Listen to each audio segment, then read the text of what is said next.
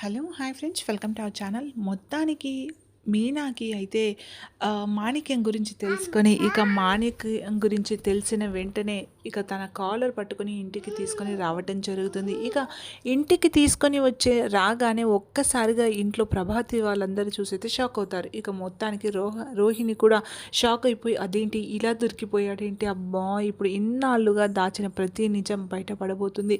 ఇక అత్తయ్యతో నా పని అంతే అని చెప్పేసి అయితే రోహిణి అయితే అనుకుంటూ ఉంటుంది. అయితే ఇక ఆ తర్వాత ఏంటి అయినా వాళ్ళ మామయ్యని అలా తీసుకొని వస్తున్నావేంటి అంటే, అన్ని నిజాలు మీకు తెలుస్తాయి అత్తయ్య, చూడండి కొద్దిసేపు ఆగండి అని చెప్పి ఇక మీనా అయితే అంటూ ఉంటుంది. అవును, ఆహా!